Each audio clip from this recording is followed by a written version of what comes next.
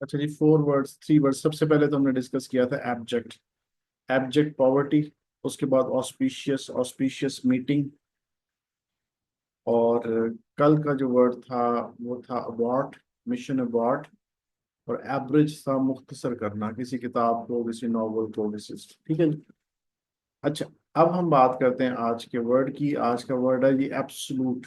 और उसके साथ मैंने एक आपको इडियोमेट्रिक एक्सप्रेशन की वीडियो भी बना के भेजी थी, बियॉन्ड मी वाली, ठीक है ना। उसके अंदर 3 to 4 सेंटेंसेस थे, वो भी आप लोगों ने उसको बेसिकली, जब भी हम कोई ईडियम करते हैं, वर्ड करते हैं ना, अगर आप उसका सेंटेंस बना लेते हैं, this is I mean this is actually required that you can easily make a sentence. If you cannot make it sentence, ये so there is no use of, we may say that there is a use of this word only to an extent that you can read and understand what is the meaning of this word. Otherwise, you need to understand the contextual meaning, where and how and which context you can use this word. So today's word is absolute. Absolute को आपने अल्लाह ताला के नाम के साथ याद रखना है। एब्सोल्यूट कहते हैं there is no absolute authority. ये जो होता है ना एनएलपी, न्यूरो लिंग्विस्टिक प्रोग्रामिंग के अंदर, या डिफरेंट और जो निमोनिक टेक्निक्स हैं उसके अंदर।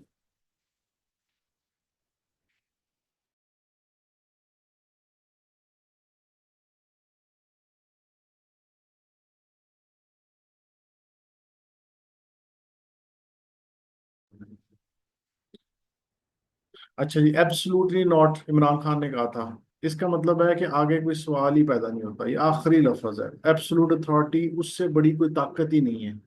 जब हम कहते हैं ना एब्सोल्यूट नॉलेज, इसका मतलब है कि हम ये कहते हैं कि जो हमारा इल्म है ना वो बेसिकली लिमिटेड है।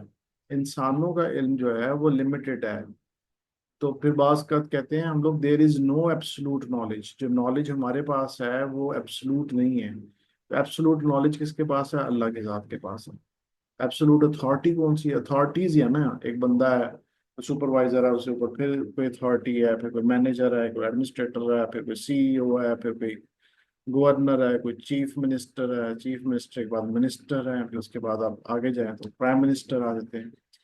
अब जो प्राइम मिनिस्टर है, उस मुल्क के ऊपर अथॉरिटी है। उससे बड़ा, बड़े मुल्क का प्राइम मिनिस्टर, पाकिस्तान का, इंडिया का, यूएसए का, किसी के पास ज्यादा ताकत है, वो छोटे मुल्कों को इन्फ्लुएंस में ला सकता है, छोटे प्राइम मिनिस्टर्स को अपनी बात मनवा सकता है डिप्लोमेसी के थ्रू, प्रेशराइज करके। तो इसका मतलब है प्राइम मिनिस्टर से ऊपर भी कोई इंसान बैठा हुआ है जो उससे ज्यादा ताकत रखता है। पाकिस्तान के अंदर आपकी इस्टेब्लिशमेंट है, वो प्राइम मिनिस्टर से भी ऊपर है ताकत के अंदर, ठीक है। तो ये जितने भी लोग हैं, इनसे ऊपर कोई ना कोई मौजूद है। लेकिन सबसे ऊपर अल्लाह की जात है। इसीलिए हम कहते हैं एब्सोल्यूट अथॉरिटी जो उनकी है वो अल्लाह की जात है। टोटल, कंप्लीट, वेरी ग्रेट, और to the largest degree possible. Largest degree possible का मतलब जितना मैक्सिमम। अब ये है एडजेक्टिव। एडजेक्टिव है तो डेफिनेटली किसी ना किसी नाउन के साथ यूज होगा। I have joined a class for absolute beginners. बिल्कुल जीरो लेवल से स्टार्ट करने वाले, उनकी क्लास मैंने ज्वाइन की है। For absolute beginners. You are wrong, she said with absolute certainty. यानी अपने मुकम्मल यकीन के साथ उसने कहा कि तुम गलत हो। I have absolute faith in her judgment. मुझे पूरा यकीन है कि उसने जो जजमेंट दी है वो ठीक दी है। एब्सोल्यूट फेथ बड़ा अच्छा वर्ड है, इसको याद कर लें। एब्सोल्यूट सर्टेनिटी, मुकम्मल यकीन के साथ। एब्सोल्यूट बिगिनर्स, एब्सोल्यूट रबिश, बिल्कुल बकवास चीज है, फजूल चीज है एब्सोल्यूट रबिश। रबिश वैसे कूड़े को कहते हैं, ठीक है जी। तो इसके जो सिनोनिम्स हैं वो कंप्लीट हैं, टोटल हैं,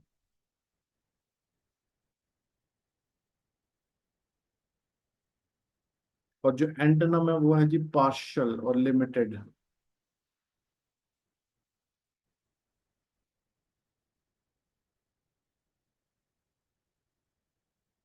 अच्छा,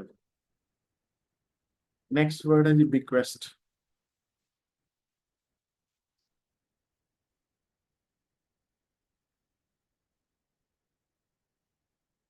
बिक्वेस्ट कहते हैं जब आप वसीयत करते हैं विरासत से मुतल्लिक। मनी और property that you ask to be given to a particular person when you die. ठीक है जी।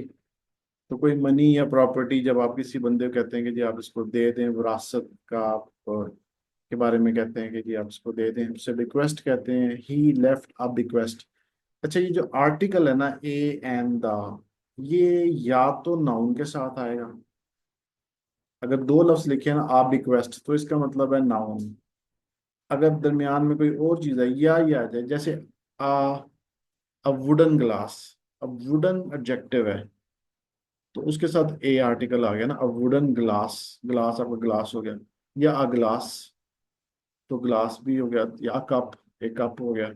तो या तो ये और किसी के साथ नहीं आएगा। अगर आर्टिकल किसी लफ्ज से पहले है, या तो नाउन है या एडजेक्टिव है। दोनों में से कोई एक चीज है, ज्यादातर नाउन के साथ। एडजेक्टिव अगर माइनस कर दें तो नाउन के साथ। अब ये कंफर्म हो गया। बिक्वेस्ट, बिक्वेस्ट है जी विरासत। तो ही left a bequest. A bequest इसका मतलब ये है कि वर्षा उसने छोड़ा। उसका मतलब ये है कि इसको हम गिन सकते हैं। बिक्वेस्ट यानी ए आर्टिकल उनके साथ लगेगा जिसकी गिनती की जा सकती है। ठीक है, तो इसको हम गिन सकते हैं। अच्छा, left a bequest to each of his grandchildren. उसने विरासत छोड़ी अपने सारे बच्चों के लिए। जितने भी बच्चे थे सबके लिए जी, ये फलां चीज इसकी इसकी इसकी इसकी। तो एक जो चीज थी आ बिक्वेस्ट, फिर second bequest, third bequest, fourth bequest. अच्छा जी। तो इसके जो सिनोनिम्स हैं, एक है लेगेसी।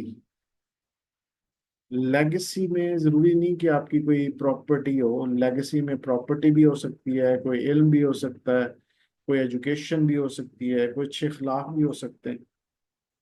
कोई कोई भी ऐसी चीज जो कि आपको विरासत में मिले। इनहेरिटेंस कहते हैं जो कि हम माँ बाप से चीजें एक्वायर करते हैं। फिजियोलॉजिकल, आपका कद, आपकी बीमारियां, आपकी आंखें, आपका कॉम्प्लेक्शन, आपकी रेस, आपकी वे ऑफ थिंकिंग, जो डीएनए के अंदर माँ बाप से बच्चों में ट्रांसफर होती है, उसको इनहेरिटेंस कहते हैं। ठीक है ना। आम रूटीन में हम ये बात करते हैं। लेगेसी, इनहेरिटेंस, बिक्वेस्ट, ये तीनों एक ही जगह पे लिख लें। थोड़ा थोड़ा सा डिफरेंस है सब में, लेकिन आप इसको कर लें। अच्छा जी। तो ये जो वर्ड्स है ना, इनके बारे में आज हम थोड़ी सी बात करेंगे।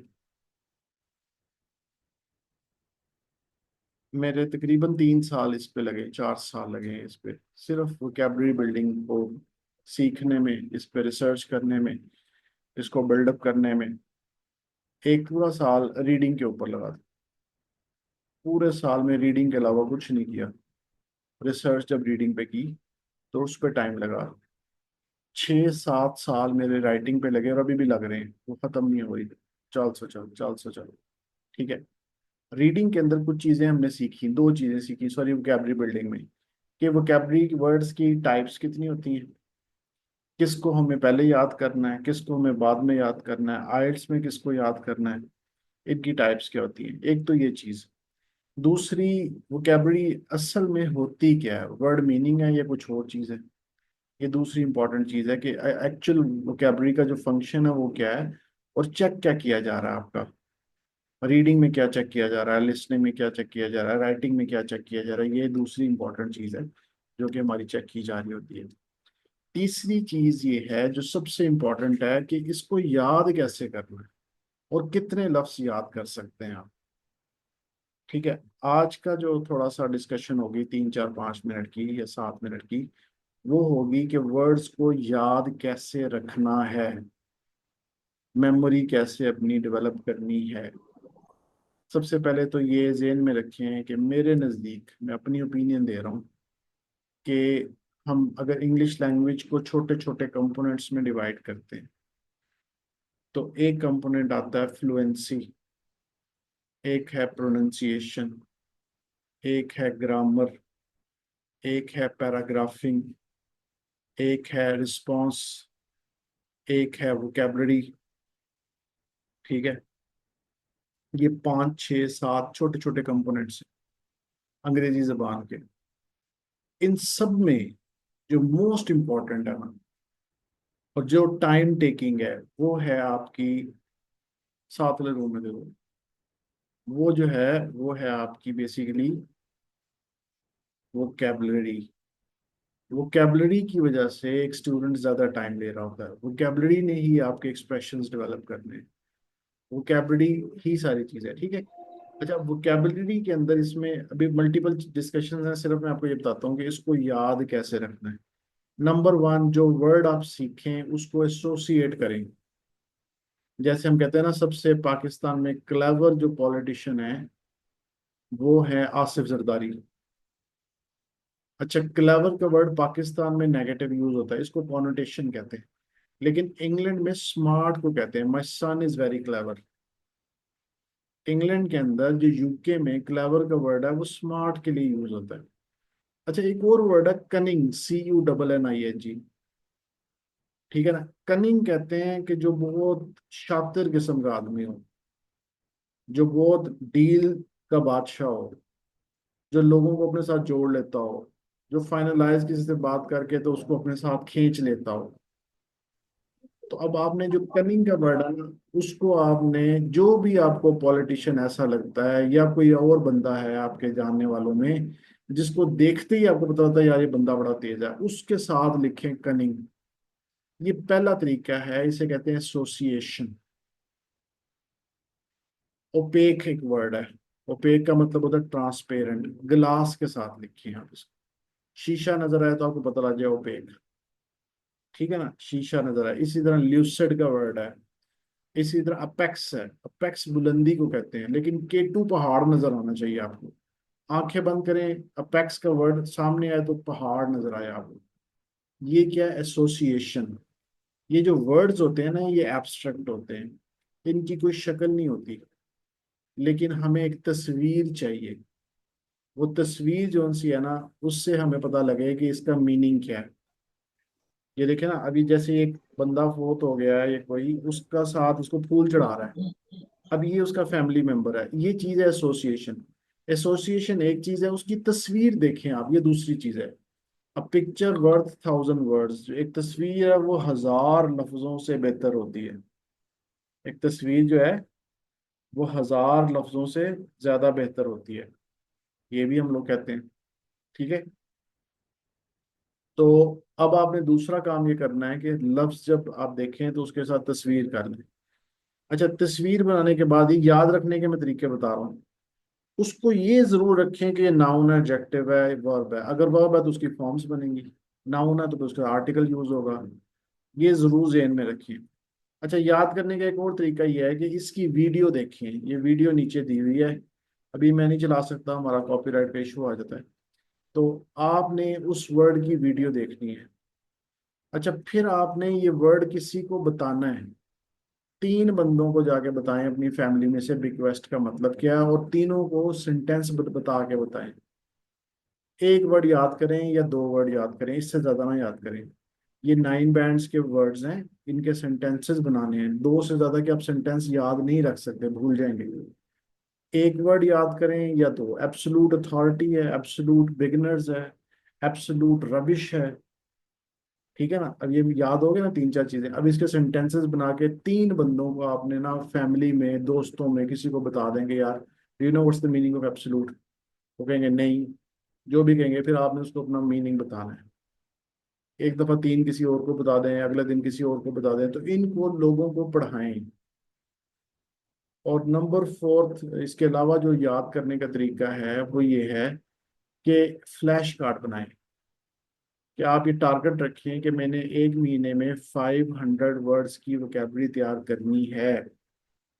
ये वोकेबलरी जो है ना 500 वर्ड्स की, एक मैं वैसे बात बता रहा हूँ आपको, अगर आपने तैयार कर ली और आप इसके सेंटेंसेस बनाने में कामयाब हो गए, तो आपका CSS, आपका GRE इंटरनेशनल, आपके आइल्स के बैंड 9, और कोई भी बंदा जो आपके सामने अंग्रेजी बोल के शोखा होने की कोशिश कर रहा है, 5 वर्ड्स उसको बिल्कुल खामोश कर देंगे।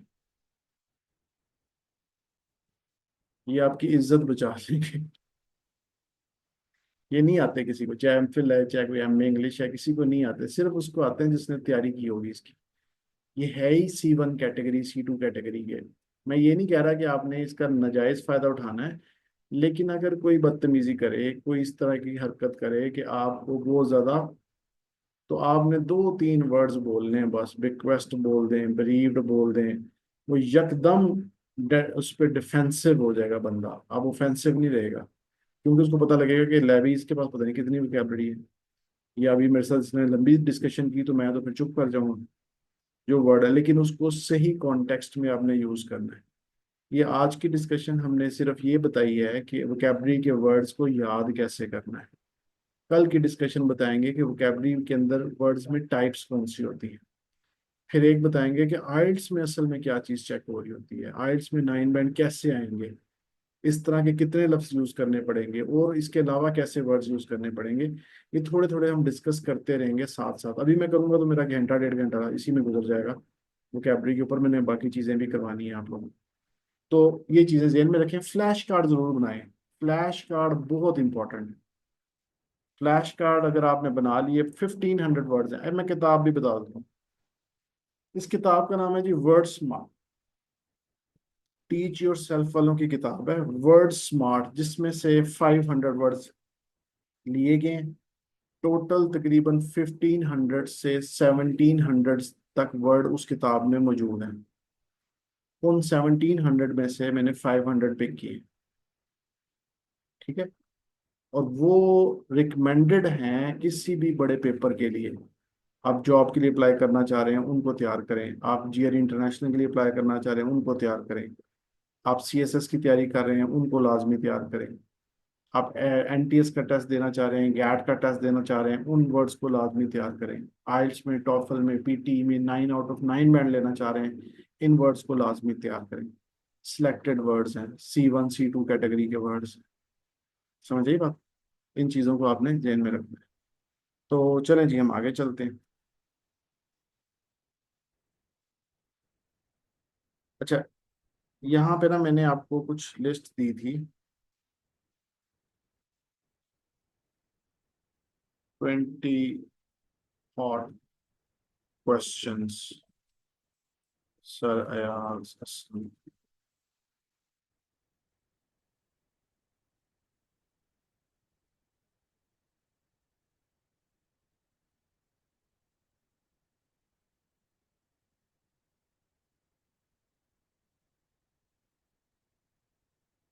मेरी ना वेबसाइट पे आ गए यहाँ पे,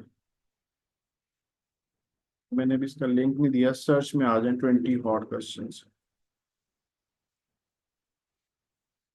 ये वो सवाल हैं जिसमें हमारे तकरीबन सारे इम्पोर्टेंट टॉपिक्स कवर हो जाते हैं, और हर टाइप के क्वेश्चन इसमें मौजूद हैं।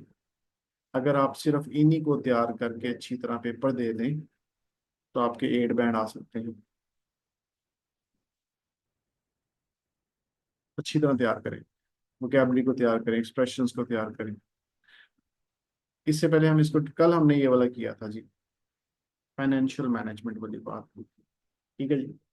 आज हम नेक्स्ट वाला करते हैं, artificial intelligence will soon replace teachers in the classroom. मेरी कोशिश होगी कि नेक्स्ट 20 डेज में रोजाना एक क्वेश्चन आपको खुद ही अटेम्प्ट करवा दूं, और साथ आप भी अटेम्प्ट किया करें। कल आप लोग ये अटेम्प्ट करके आएंगे। Many people think that fast food is major cause of health problem. Do you agree that it should be? ये वाला, ये कल आपने करना है। आज हम इसको करेंगे। दोनों तरीकों से मैं आपको बताऊंगा कि कैसे आपने विद फॉर्मेट और विदाउट फॉर्मेट इसको लिखना है, ठीक है। अच्छा, अभी इससे पहले कि हम इस पे फर्दर डिस्कशन करें, कुछ चीज़ें आप अपने जहन में बिठा लें।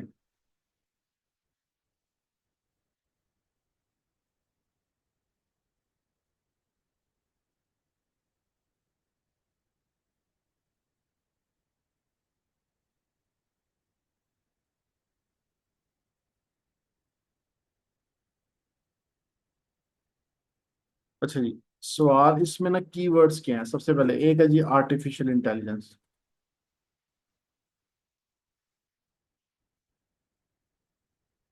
दूसरा इसके अंदर है रिप्लेस टीचर्स, एक वर्ड है I strongly agree. With the statement. एक वर्ड है I disagree with the statement.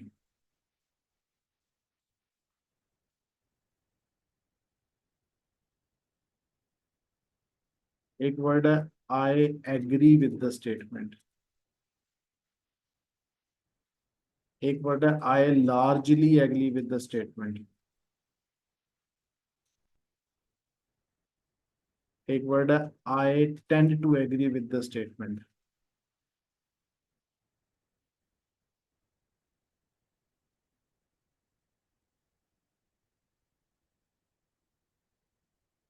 Largely agree का मतलब है कि मैं मोस्टली एग्री करता हूँ। इसके अलावा कोई और ना लिखिएगा। इसके अलावा कोई खुद से ना आई टोटली एग्री ना कर दें, वो अच्छा वर्ड नहीं है। टोटली की जगह आई स्ट्रांगली एग्री कर दें, ठीक है ना। I disagree with the statement. Tend to agree examiners ने लिखा हुआ है।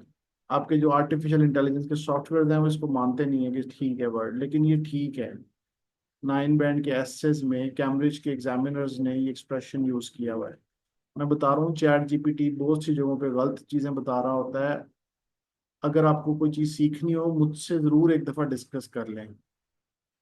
चैट जीपीटी, डीप सीक और ग्रॉक, ये 3 सॉफ्टवेयर हैं, तीनों को यूज करना चाहिए आपको।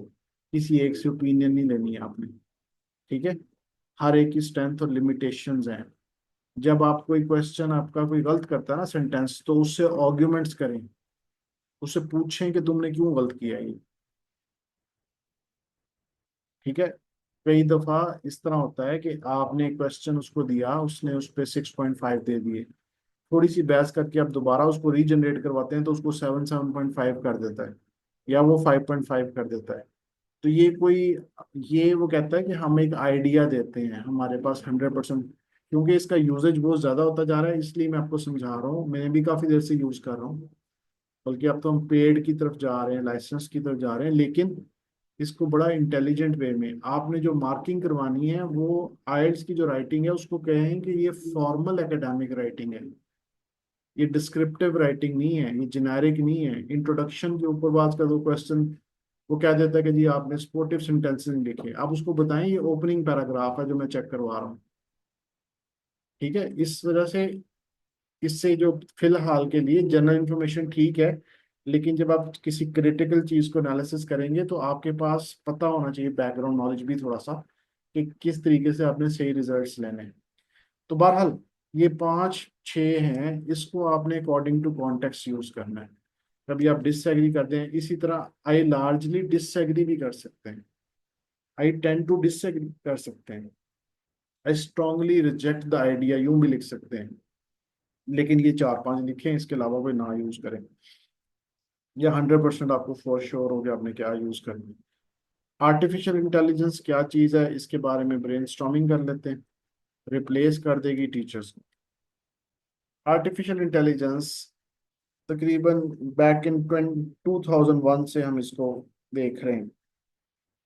मशीन को मिलियंस ऑफ ट्रिलियंस किताबें, आर्टिकल्स, डाटा पढ़ा दिया जाता है, उनको दे दिया जाता है। कंप्यूटर में किताबें डाल दी गई, ठीक है ना, किसी भी फॉर्म में।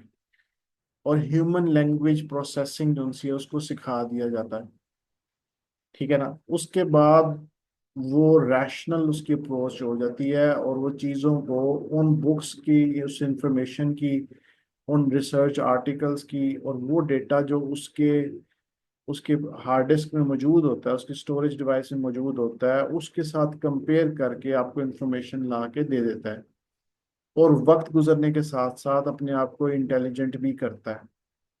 आर्टिफिशियल इंटेलिजेंस दुनिया में जो बड़ी बड़ी चेंजेस आई हैं, जैसे जब बिजली आई तो दुनिया पहले जैसी नहीं रही, जब पहिया आया आया तो दुनिया पहले जैसी नहीं रही, जब इंडस्ट्रियल रेवोल्यूशन आया तो दुनिया पहले जैसी नहीं रही, उसके बाद जब आपके हवाई जहाज बने तो दुनिया पहले जैसी नहीं रही, उसके बाद फिर जब आपके पास बेसिकली स्पेस साइंसेज आई तो दुनिया फिर पहले जैसी नहीं रही। सैटेलाइट्स आ गई, फोन्स आ गए, स्मार्टफोन आ गए, और इंटरनेट जब आया तो दुनिया पहले जैसी नहीं रही। अब इंटरनेट के बाद जब आर्टिफिशियल इंटेलिजेंस आ गई तो दुनिया अब पहले जैसी नहीं रही। तो ये चेंज है।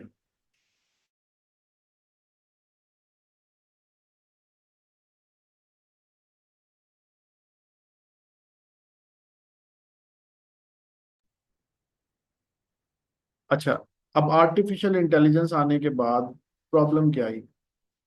प्रॉब्लम ये आई कि बहुत ज़्यादा रिफाइंड डेटा हमारे पास आना शुरू हो गया, चीज़ें जिसकी वजह से बहुत सी जॉब्स खतरे में पड़ गई, जिसमें एजुकेशन सेक्टर के अंदर भी जॉब जो है वो खतरे में पड़ गई। टीचर्स को क्या प्रॉब्लम स्टार्ट होगी, साइंटिस्ट को क्या होगी, डॉक्टर्स को क्या होगी। आप सिम्टम्स लें, वो आपको बीमारी बता देते हैं, आपको मेडिसिन के डिफरेंट सॉल्ट्स के बारे में बता देते हैं। लोग अभी पाकिस्तानी इतने पढ़े लिखे नहीं हैं, इसे यूज नहीं कर पाते सही तरीके से, लेकिन एक चीज तो आ गई है, अगले 5 सालों में ये आपकी पूरी दुनिया को रिप्लेस कर देगा। बहुत से लोग रिडंडेंट हो जाएंगे। रिडंडेंट का मतलब होता है फालतू। इंडस्ट्रीज के अंदर मुख्तलिफ जगहों पे जो एक बंदा काम करता है, मिसाल के तौर पे एक बंदा मैं हायर करता हूँ, तो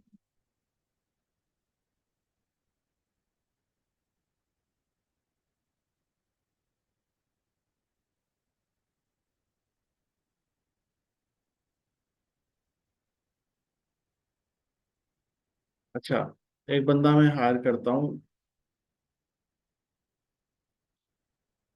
50-70 थाउजेंड में, 1 लाख में, 2 लैक्स में, किस बेस पे? विजडम के ऊपर, नॉलेज के ऊपर। 5,800 रुपये में उससे बेहतर बंदा सॉफ्टवेयर मौजूद है आपके पास। अगर आप खुद से डाटा फैच करना चाहते हैं तो आप सॉफ्टवेयर आपके सारे काम कर देगा। तो आप क्यों 5,800 रुपये की बजाय एक बंदा 2.5 से 3 लाख रुपए में हायर करेंगे? एक क्वेश्चन है। ठीक है ना? तो इसकी वजह से, दूसरी इसकी काफी लिमिटेशंस हैं, इसके ऊपर और क्वेश्चंस भी बन सकते हैं, अभी जो आपके साथ डिस्कशन कर रहा हूँ, ताकि आपका थोड़ा सा बैकग्राउंड नॉलेज बढ़े ना इसके बारे में। जब बाद में आप क्वेश्चन लिखने पड़े तो कम से कम कुछ पता तो हो ना। जो है ना आपका, क्या नाम है उसका, एलन मस्क हो गया, उसके अलावा स्टीफन हॉकिंग हो गया, उससे वो कहते हैं आइंस्टाइन के बाद सबसे जबरदस्त जो साइंटिस्ट है सिर्फ स्टीफन हॉकिंग। उसने डिफरेंट थियरीज दी हैं ब्लैक होल्स के बारे में, स्पेस साइंसेस के बारे में, फिजिक्स के बारे में। तो बहुत उसको अप्रिशिएट किया जाता है, उसे प्रॉफिट ऑफ एथियस्ट भी कहा जाता है। ठीक है? ये भी एक, वो मैं आपको एक एक्स्ट्रा चीज बता रहा हूँ। उसने कहा कि दुनिया को जो बड़े बड़े खतरात हैं ह्यूमन एग्जिस्टेंस को दुनिया के अंदर, उनमें एक आर्टिफिशियल इंटेलिजेंस है। आर्टिफिशियल इंटेलिजेंस की वजह से अब आप ये जो जंग हुई है ना, it was entirely different war. ये वो ट्रेडिशनल वॉर्स नहीं जो पाकिस्तान और इंडिया की हुई है, और आगे चल के जो वॉर्स हुई हैं, मतलब एक दो एग्जांपल मैं आपको देता हूँ। जब इंडिया वालों ने, एक मिसाइल है उनके पास ब्राह्मोस, ब्राह्मोस मिसाइल है हाइपरसोनिक। हाइपरसोनिक मिसाइल है, उसके कोई एयर डिफेंस, मतलब उसकी जो रफ्तार है ना, वो आवाज की रफ्तार से 5 गुना, 7 गुना, 8 गुना, 10 गुना ज्यादा तेज है। इतनी स्पीड से हिट करता है कि आपके जो एयर डिफेंस सिस्टम्स है ना, वो उसको डिटेक्ट करके बहुत कम रेशो होती है कि उसको न्यूट्रलाइज कर सके। तो न्यूट्रलाइज के करने के डिफरेंट तरीके उन्होंने और निकाले। उनका जो डेटा है, यानी जो सिस्टम के अंदर घुस के उनका जो जीपीएस सिस्टम है उसको खराब कर देते हैं। और ये जो इंडिया के जहाज थे ना, आपने शायद इसके बारे में स्टडी नहीं किया, ये जो अभी राफेल जो जहाज गिरे हैं, राफेल जहाज के अंदर एक खसूसियत ये थी कि इसके ऊपर जब मिसाइल मारा जाता था, और ये इसको पता लग जाता था कि हमारे जहाज को लॉक कर दिया, तो ये एक और छोटा सा मिसाइल, जैसे छोटा सा जहाज नहीं होता, वो इसके अंदर से निकलता था, और वो तकरीबन कुछ डिस्टेंस के ऊपर इसकी बैक साइड पे आ जाता था। और इसके अंदर जो मॉडर्न एवियोनिक्स थे उस मिसाइल को, उसको रीडायरेक्ट करते थे। आ जाए, एक सेकेंड।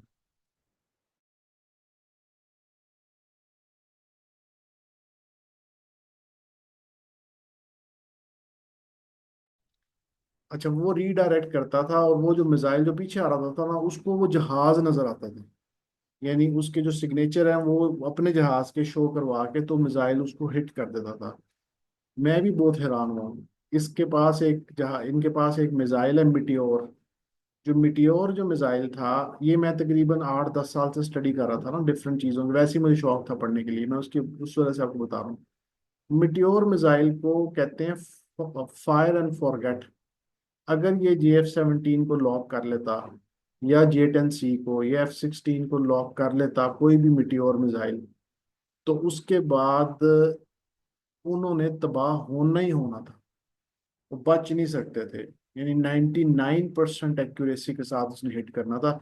और जो मीटियोर मिसाइल थे वो भी राफेल के अंदर ही थे। ठीक है। ये अब इनके पास जो सा था, ये जो ये जिसे आप कहते हैं ना PL-12, SD-10, ये SD-10 मिसाइल्स हैं। ये शॉर्ट रेंज है, फिर उसके बाद PL-12 है, फिर PL-15 है, और PL-15 के बाद PL-17 है। लेकिन PL-17 का थोड़ा लंबी बात हो जाएगी, मैं cut the story short. Artificial intelligence use हुई है, और 6th जनरेशन के अंदर भी आर्टिफिशियल इंटेलिजेंस ज़्यादा यूज होगी। अब जो 6th जनरेशन प्लेटफॉर्म्स आ रहे हैं ना, जो चाइना ने बनाए हैं, वो टोटली 8 लाख लाइंस का कोड जो है ना, वो F-35 जहाज के अंदर डाला गया है आर्टिफिशियल इंटेलिजेंस का। 8 लाख लाइंस हैं जो कि प्रोग्रामिंग के कोड्स डाले गए हैं उसके अंदर, उस मशीन के अंदर। ठीक है। तो स्टीफन हॉकिंग ये कह रहा था कि दुनिया को जो सबसे बड़ा बेटा खतरा। ना करो, क्लास चल रही है ना, ना करो। इकरा अपना ऑफ करें जरा। अच्छा जी, सबसे बड़ा जो खतरा है ना बेसिकली, वो आर्टिफिशियल इंटेलिजेंस से है। दूसरा पॉपुलेशन बूम से है। तीसरा पॉपुलेशन की वजह से फूड शॉर्टेज की वजह से है। तो अब वो आर्टिफिशियल इंटेलिजेंस से पूछा गया कि कौन कौन सी जॉब्स खत्म हो जाएंगी और कौन कौन सी जॉब्स रहेंगी। तो उन्होंने कहा जी, आगे चल के एग्रीकल्चर के जो साइंटिस्ट है ना, वो रहेंगे, वो नहीं कहीं जाने लगे। आगे चल के जो एग्री बिजनेस, जो आपके जो वो हैं फार्मर वगैरह जो उनसे है ना, किसान वगैरह, खेती बाड़ी, और उसमें जो आगे हो रही है, वो बहुत ज्यादा जरूरत पड़ेगी ह्यूमन पॉपुलेशन बढ़ने की वजह से। दूसरी डेटा साइंटिस्ट हैं जो रहेंगे, वो कहीं नहीं जाएंगे। टीचर क्या बन जाएगा? टीचर फैसिलिटेटर बन जाएगा। टीचर अपने एक्सपर्ट ओपिनियंस की वजह से डाटा को रिफाइन करके स्टूडेंट्स को देगा। अब रिसोर्स का इशू खत्म हो गया है। पहले टीचर्स ने अपने पास डाटा सब छुपा के रखा होता था, चीजें ऐसे रखी होती थी जो लोगों को पब्लिक नहीं करते थे। किसी किस्म के रिसोर्स का कोई इशू नहीं रह गया। जो रिसोर्स आप चाहें आप हासिल कर सकते हैं, बेहतरीन एजुकेशनल पर्पसेस की वजह के पॉइंट ऑफ व्यू से कुछ भी आप कर सकते हैं। मैं उस वक्त हैरान हो गया कि जब मैंने देखा कि मेरे 15 साल की जो रिसर्च थी, और 15 साल की जो मैंने चीज़ों के कंक्लूजन्स निकाले हुए थे, एग्जैक्टली आर्टिफिशियल इंटेलिजेंस उसके उन्हीं पॉइंट्स के ऊपर बात कर रही थी। लर्निंग के अंदर, लैंग्वेज एक्विजिशन के अंदर। तो वहां से पता लगा कि टीचर्स या तो अब इंतहाई अपने आप को कैपेबल करें, अदरवाइज दे विल बी, उनकी जॉब जो उनसी है वो खतरे में, दे विल बिकम रिडंडेंट। एक वर्ड और यहाँ पे याद रख लें, रिडंडेंट। रिडंडेंट कहते हैं फालतू, रिडंडेंट एम्प्लॉय। ये आप देखेंगे डिक्शनरी के अंदर लिखा होगा। सो बीइंग रिडंडेंट इसका मतलब है, अब एक ऐसा बंदा आपने देखा होगा कभी मुख्तलिफ ऑर्गेनाइजेशन में, और डायरेक्टर साहब ने कहा जी इसको नौकरी पे रख लें। अच्छा जी, तनख्वाह कितनी है जी? 70,000। रख लिया। इसकी जगह नहीं बन रही उसकी। वो कभी इधर बैठता है, कभी उधर बैठता है, कभी अकाउंट्स में बैठता है, कभी एडमिनिस्ट्रेशन बैठता है, कभी IT में जाके बैठ जाता है। पीछे से सिफारिश हैवी है, CEO का कोई जानने वाला है, उन्होंने कहा जी इसको रखो। तो वो एक्चुअली रिडंडेंट है। इसी तरह कई नौकरी में ऐसे लोग आ जाते हैं जिनकी कोई काम नहीं होता, वो फालतू ऑर्गेनाइजेशन में घूमते फिरते हैं। या किसी नई टेक्नोलॉजी के आने की वजह से टीचर्स हो गए, आपके साइंटिस्ट हो गए, डॉक्टर्स हो गए, किसी ऑर्गेनाइजेशन के इंजीनियर्स हो गए, वो रिडंडेंट हो जाते हैं। तो रिडंडेंट का वर्ड हम लोग यहाँ पे यूज करेंगे। क्रिटिकल थिंकिंग जो सी है ना, आगे बहुत ज़्यादा इंपॉर्टेंट है। क्रिटिकल थिंकिंग जो सी है, फिर जो आर्टिफिशियल इंटेलिजेंस को बनाने वाले साइंटिस्ट वगैरह वो हैं, ये जो आपकी चैट, ये डिजाइनर्स वगैरह थे, ये फारे हो चुके हैं। वीडियो एडिटिंग करने वाले फारे हो चुके हैं। कंटेंट राइटर फारे हो चुके हैं। अब कंटेंट राइटर 2-2 लाख, 3-3 लाख रुपए लेते थे एक एक चीज लिखने का। अब कोई मसला नहीं है, अब उनकी जॉब खत्म हो चुकी हुई है। ठीक है ना, बहुत रिफाइंड फॉर्म में अच्छे तरीके से आपके पास चीजें सामने आएंगी। तो ये सब किसकी वजह से हुआ? आर्टिफिशियल इंटेलिजेंस की वजह से हुआ। तो क्या आप ये इस बात को एग्री करते हैं? अच्छा, कौन सी स्ट्रेंथ्स ऐसी हैं जो आर्टिफिशियल इंटेलिजेंस के पास नहीं है और टीचर के पास है? ये भी मैंने क्वेश्चन पूछा था इसी से। कि जी आप बताएं कौन सी ऐसी चीजें हैं जो टीचर के पास हैं और आपके पास नहीं है। उसने कहा जी टीचर इमोशनल सपोर्ट देता है, हमारे अंदर इमोशंस नहीं है। इंसानों के अंदर एक ऐसी खसूसियत है कि वो अनकंडीशनल सपोर्ट प्रोवाइड करते हैं जो हमारे दिमाग में नहीं आती। सेक्रीफाइस करते हैं, किसी को पुश करके आगे ले जाते हैं फॉर नो रीजन, मतलब कोई लॉजिकल रैशनल पीछे नहीं होता, हमें समझ नहीं आती ये क्यों कर रहा है ऐसा। मशीन जो है ना वो तो रैशनल्स पे चलती है ना, पीछे डिफरेंट रैशनल्स होते हैं उसके ऊपर चलती है। और ये मैं तो इसको बहुत ज्यादा यूज कर रहा हूँ, ये इंतहाई खतरनाक है, इंतहाई खतरनाक है आम लोगों के लिए जिनको इसकी समझ नहीं है, हर पॉइंट ऑफ व्यू से खतरनाक है। इमोशनल इंटेलिजेंस के ऊपर अगर हम बात करें ना, ये इतने ज्यादा रिफाइंड किस्म की इंफॉर्मेशन आपको प्रोवाइड करती है कि कोई इंसान सोच भी नहीं सकता कि यार ये मेरे साथ जो हो रहा है ये मशीन कर रही है, कोई इंसान नहीं कर रहा। ठीक है। तो आप अपने आप को थोड़ा सा इसके ऊपर इसको यूज करें, इसको एज अ टूल यूज करें और अपनी अंडरस्टैंडिंग इसमें बढ़ाएं और क्रिटिकल थिंकिंग की तरफ आएं। अगले 2 3 4 सालों में वो लोग जिन्होंने इसका बहुत अच्छा इस्तेमाल किया वो आगे चले जाएंगे और बाकी लोग पीछे रह जाएंगे। तो स्टीरियोटाइप थिंकिंग नहीं कि जो सारे सोच रहे हैं आप भी वो सोचें, कोई डिफरेंट सोचें, वैक्यूम देखें, स्पेस देखें, एंटरप्रेन्योर्स की तरह सोचें। ठीक है ना। कुछ इस तरीके से बैठ के इस पे फोकस करें। और ये हैं टूल्स फिलहाल, ये टेक्नोलॉजी डिफ वो नहीं खतरनाक, ये खतरनाक इंसानों के हाथ जब लग जाएगी ना तो खतरनाक। इंसान खतरनाक है जो इसको यूज खतरनाक तरीके से करेंगे, बाकी कोई मसला नहीं है। तो अब आपने बताना है कि टीचर रिप्लेस हो जाएंगे या टीचर नहीं रिप्लेस होंगे। जो ज्यादा ऑथेंटिक है ना वो ये कि टीचर रिप्लेस नहीं होंगे। ये तीसरी बात उसने बताई थी, एक तो इमोशनल बताई, दूसरा फिर तीसरा ये है कि मोटिवेशन जो है ना, मोटिवेशनल एस्पेक्ट भी आर्टिफिशियल इंटेलिजेंस में बिल्डअप है। ऐसी बात नहीं है, मैं भी हैरान हूँ, ऐसे मोटिवेशन करता है वो आपको अपना बहन भाई बना लेता है। भाई तुम्हारा क्या हाल है, तुम टेंशन ना लो, मैं तुम्हारे साथ खड़ा हूँ, हो जाएगा, ये आज का मसला है कल बिल्कुल। और यहाँ तक इसके अंदर वो इसकी जो लॉजिक, इसके पास बाइबल भी है, इसके पास कुरान भी है, इसके पास वेद भी है। आप बताएं आप क्या सुनना चाह रहे हैं।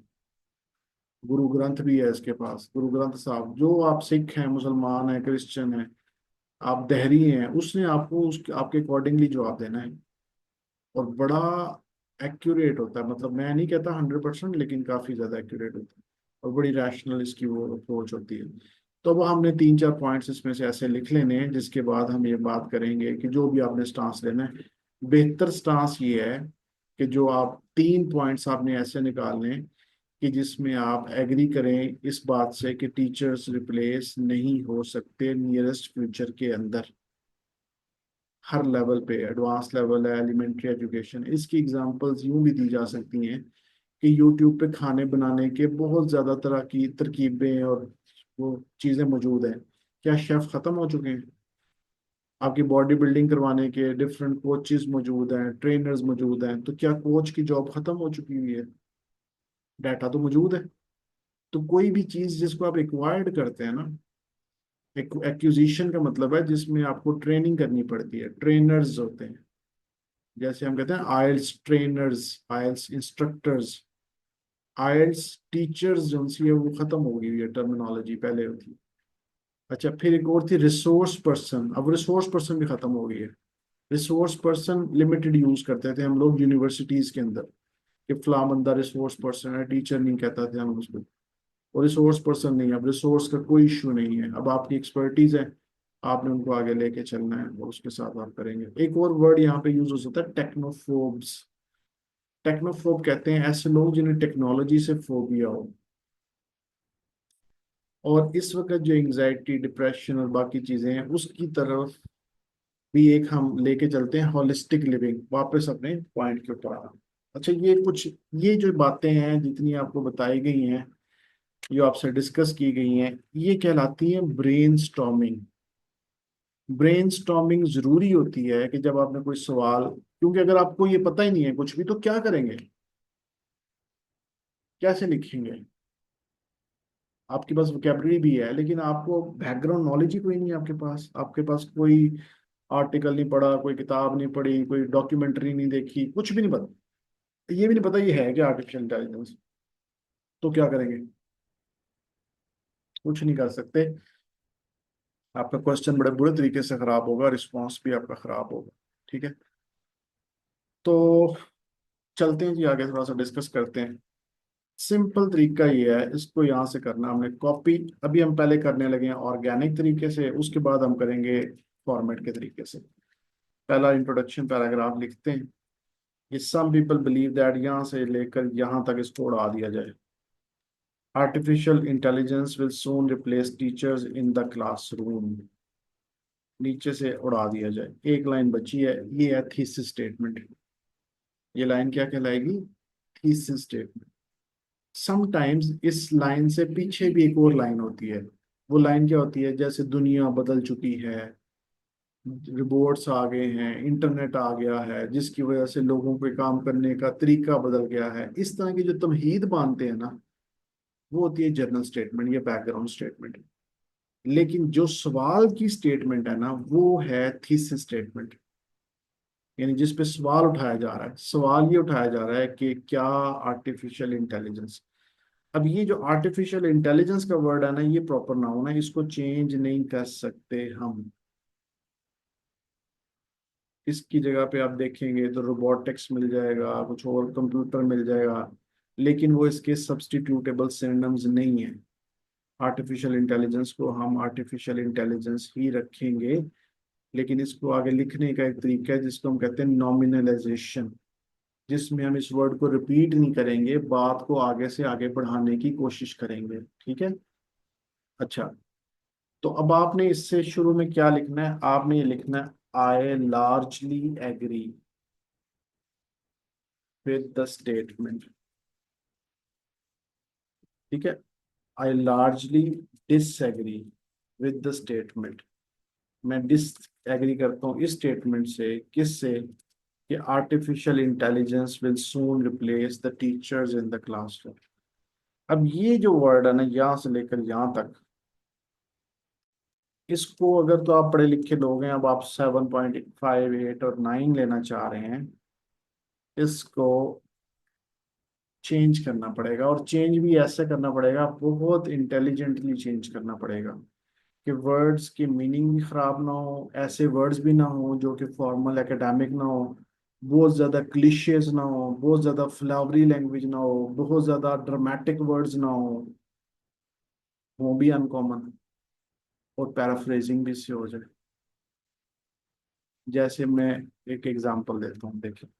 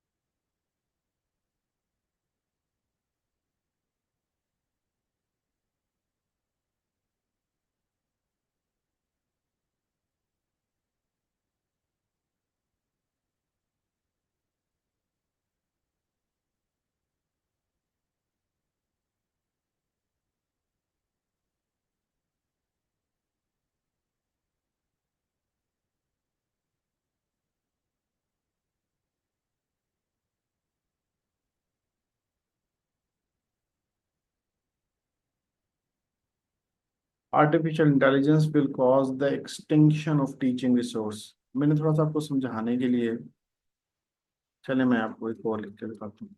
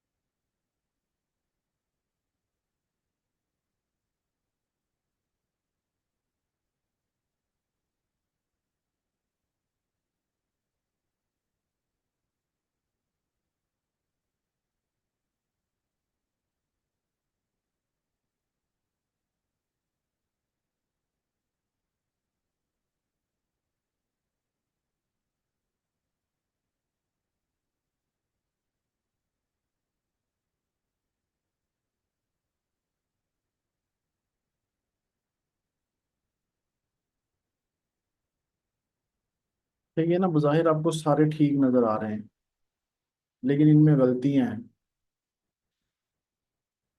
अच्छा।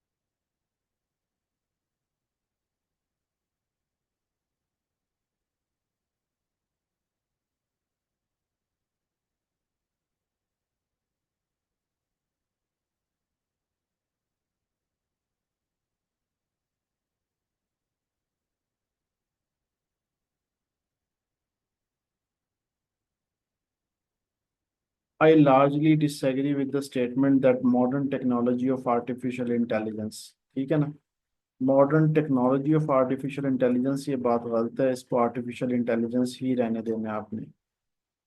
ठीक है। Will cause the extinction of, extinction कहते हैं नापैद हो जाना, अक्सर जानवरों के साथ इस्तेमाल होता है। एक्सटिंक्शन का वर्ड जानवरों के साथ, जो स्पीशीज हैं, एनिमल्स हैं, उनके साथ, पौधों के साथ, इस तरह की चीजों के साथ इस्तेमाल होता है। तो यहाँ पे इब्राहिम ये क्या करेगा, तो यहाँ पे इस कॉन्टेक्स्ट में ये वर्ड गलत है, जिसकी वजह से आपको 5.5 नंबर मिलेंगे। है इसका मतलब खत्म कर देना ही। उसके बाद एक और वर्ड हमने यूज किया है, I largely disagree, primary role of teacher will be change against the backdrop of. अब ये जो है ना, against the backdrop of artificial intelligence, ये ज्यादा ड्रामेटिक है, ड्रामा है। और ये नेटिव्स इसको यूं नहीं यूज करते ना, वो लिखते हैं इस तरह के वर्ड्स को, क्लिशे है बेसिकली। तो इसके नंबर कम आएंगे। लग रहा है जैसे वाह वाह वाह कमाल हो गया, लेकिन वो कमाल नहीं हुआ, वो काम खराब हो गया। एलिमिनेट का मकसद होता है जान से मार देना। एलिमिनेट कत्ल कर देना, कत्ल या वाइप आउट कर देना, खत्म कर देना, उसकी एग्जिस्टेंस कोई थ्रेट आ जाना, वो रहेगा ही नहीं, बाकी दुनिया में नहीं रहना उसने। ये वर्ड भी यहाँ पे यूज नहीं होगा, ये सारे कोलोकेशन मिस्टेक्स हैं। ठीक है ना। तो then conventional instructors in academic settings, ये थोड़ा सा अननेसेसरी है, यहाँ पे इसकी भी जरूरत नहीं है। I hardly go in agreement with the notion that artificial intelligence would replace, की जगह पे will replace educationist in the future। ये बात ठीक है, सादा सा है, लेकिन वो बाकी जितने भी हैं उनसे ज्यादा बेहतर है। थोड़ी समझ आ रही है मेरी बात, मैं क्या कहना चाह रहा हूँ। इन कमिंग डेज भी कर सकते हैं, इन द फ्यूचर इससे फर्क नहीं पड़ेगा। अभी अब बिकॉज देखिए, अब यहाँ पे मजबूरी ये है कि यहाँ पे भी इसको थोड़ा सा बेहतर किया जा सकता है ना। I hardly go in agreement, इसको मजीद है ये बाकियों से बेहतर, लेकिन इसको मजीद बेहतर आप कैसे कर सकते हैं। आई लार्जली डिसएग्री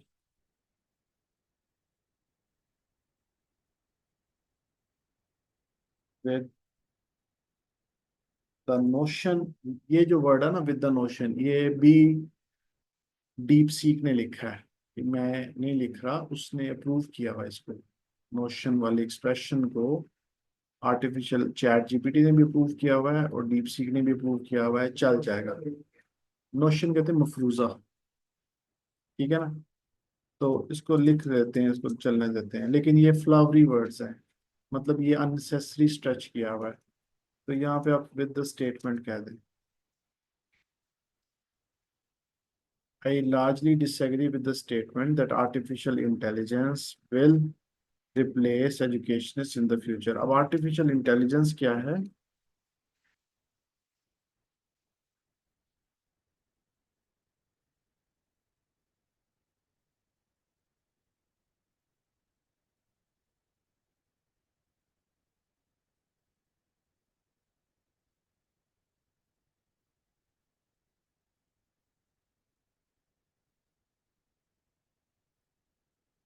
ये आगे चल के करेंगे। अच्छा, अब यहाँ पे आपने करना ये है कि आपने कुछ रीजंस देनी है ना। रीजंस आप बताएंगे कि क्यों ऐसा आप कह रहे हैं, मैं डिसएग्री करता हूँ। वो रीजंस आपने बिकॉज लाजमी लिखनी है।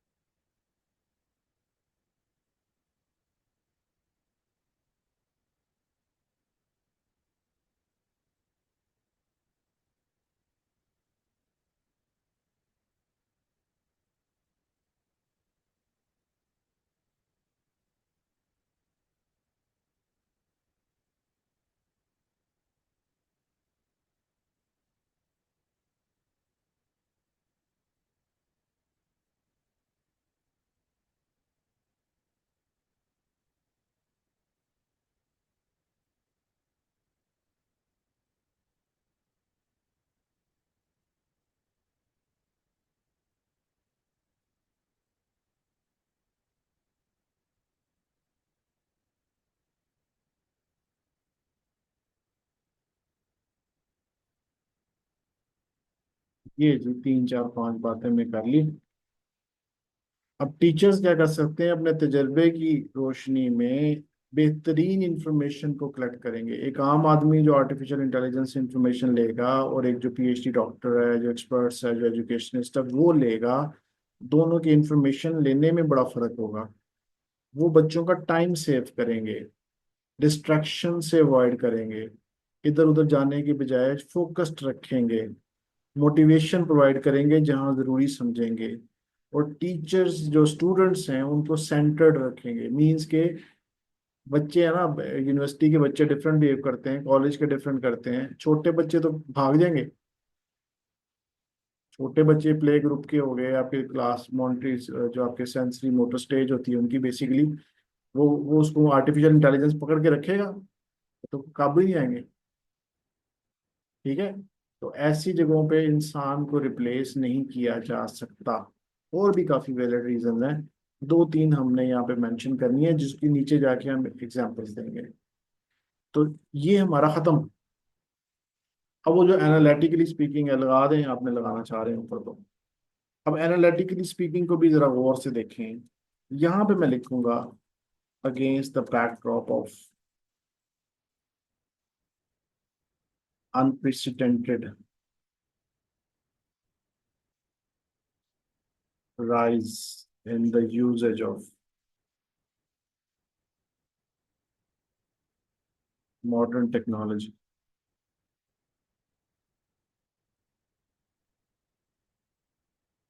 especially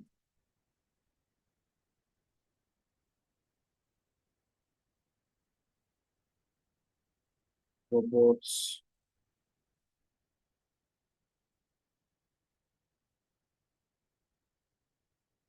a major shift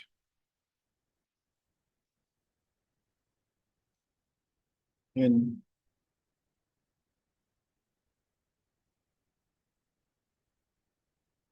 general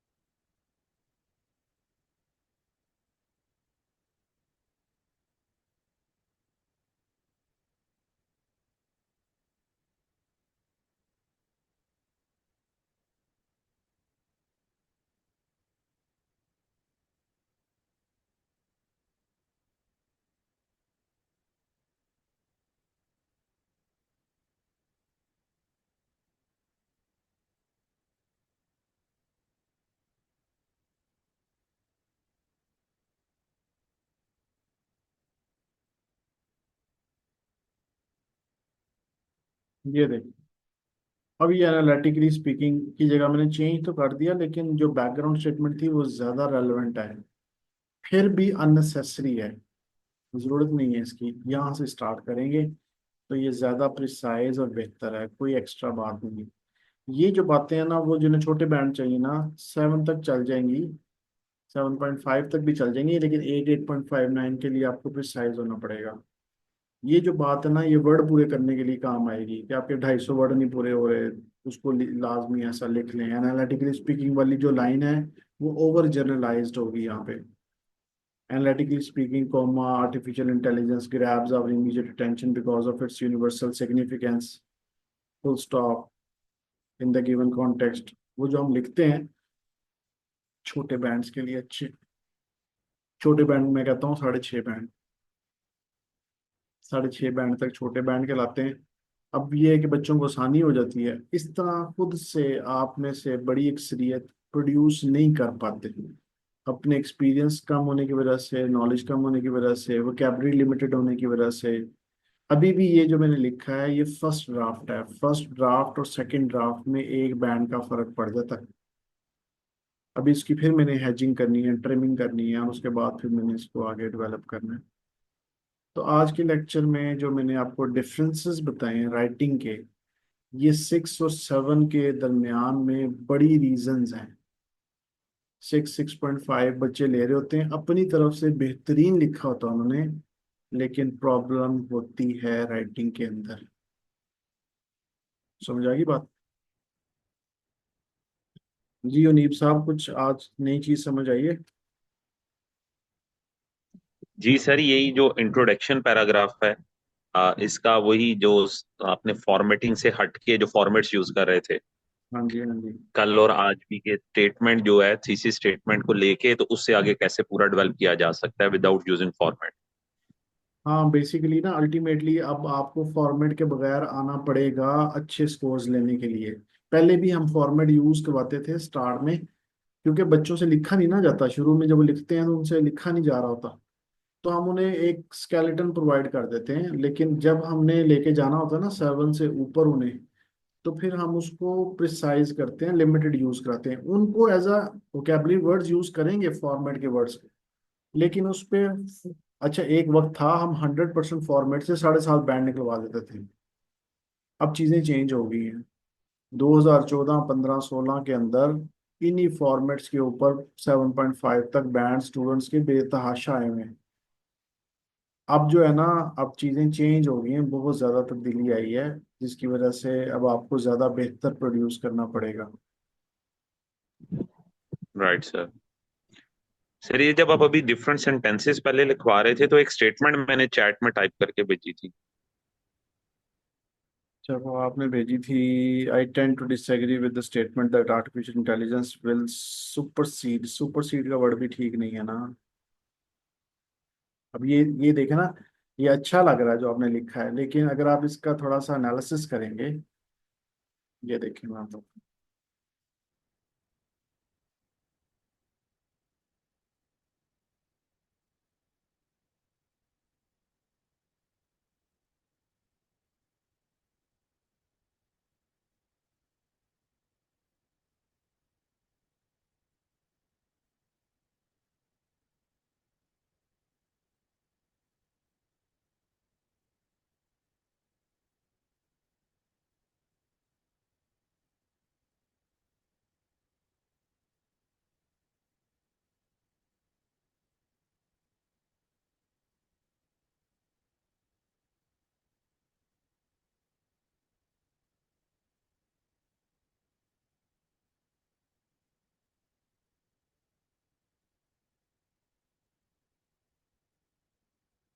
ये देखिए, उसने लगा कर दिया ना सुपरसीड को।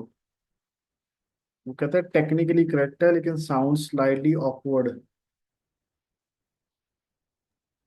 जी सर। मतलब कंस्ट्रक्शन वाइज इसमें मसला नहीं है, लेकिन इस तरह की बातें कोई अंग्रेज लिखते नहीं है जो आप लिख के बैठे हैं। प्रॉब्लम ये आती है कि हम लोग ना अपने दिमाग से सेंटेंसेस बनाते हैं, ये आपने रीड नहीं कहीं किया हुआ। ये किसी अंग्रेज ने किसी अखबार में किसी जगह पे किसी आर्टिकल में supersede the role of faculty ये नहीं लिखा, ये आपने खुद बना के भेजा है अभी। अगर आपने ये लिखा हुआ पढ़ा होता किसी जगह पे तो वो नेटिव लाइक एक्सप्रेशन था ना। ये हमारी ट्रांसलेशन जो दिमाग में चलती है ना, उर्दू से इंग्लिश, इंग्लिश से उर्दू, उसकी वजह से हम ये वर्ड्स को घुसा देते हैं जो कि टेक्निकली ठीक होते हैं, मतलब tense wise, verb wise meaning भी हमें समझ आ जाती है।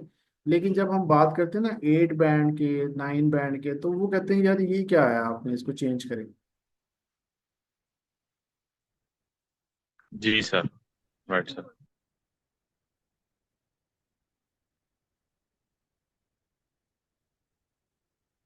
अच्छा, अब ये जो स्टेटमेंट है ना, ठहरे मैं आपको ये बताता हूँ। अब इसको ना मुझे लगता है डीप सीक कह देगा कि वो ठीक है।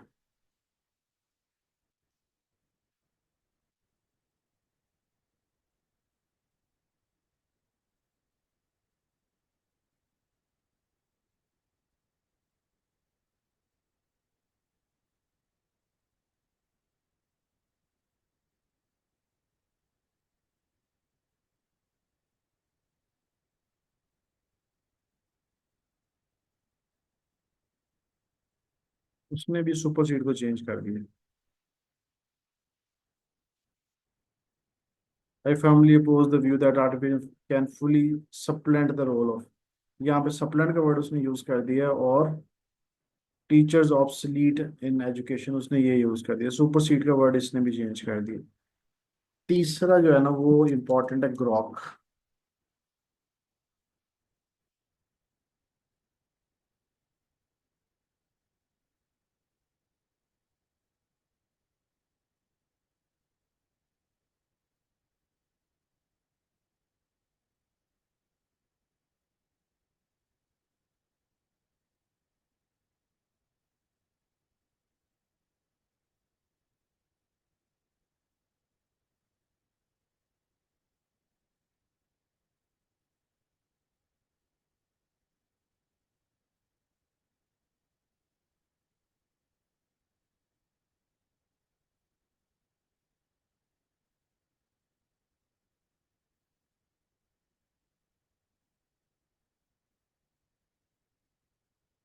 ठीक है, ठीक है। ये देखें, उसने भी जो आपका सुपर सीड वाला वर्ड है ना, उस एक्सप्रेशन को चेंज किया है यहाँ पे। तीनों ने चेंज कर दिया। जी सर। ठीक है। तो इसका मतलब है कि अब ये इसमें कंसेंसस नहीं पाया जाता। अगर कोई एक या दो इंजन्स भी कह देते हैं ना कि ठीक है, तो हम कह देते हैं कि चलें। अच्छा, फिर मैं बताता हूँ।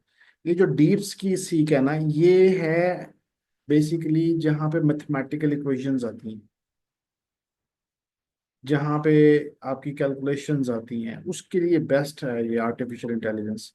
जो चैट जीपीटी है ना, वो सोशल साइंसेज के लिए, ह्यूमन बिहेवियर के लिए, लैंग्वेजेस के लिए, साइकोलॉजी के लिए, इमोशनल इंटेलिजेंस के लिए ये चैट जीपीटी बेहतर है। समझ आई बात। और ये जो तीसरा वाला ना, जी ये डिफरेंट है, मुझे इसके बारे में ज़्यादा नहीं अभी स्टडी मैंने किया, लेकिन इसका एल्गोरिदम, इनके एल्गोरिदम्स डिफरेंट हैं सबके।